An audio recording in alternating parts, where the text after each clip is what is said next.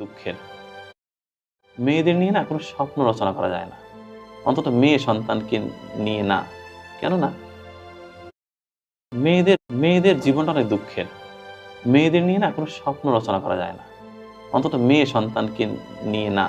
কেননা মেয়েরা আসলে তার জীবনের কোনো কুল কখনোই ঠিক রাখতে পারে না। বাবার সংসারে একরকম অ্যাটিচিউড করতে হয় তাকে, বিয়ে হওয়ার পরে স্বামীর সংসারে গিয়ে আর এক রকম আচরণ করতে হয়, আবার বৃদ্ধ বয়সে গিয়ে ছেলের সংসারে গিয়ে আর এক রকমের রূপ ধরতে হয়। মানে বলে না নারী বহুরূপী, এই কথাটা না একটা পজিটিভ অর্থ আছে আমার কাছে। নারী যে বহুরূপী হবে না, নারীর না নিজস্বতা খুব কম হয়ে যায়।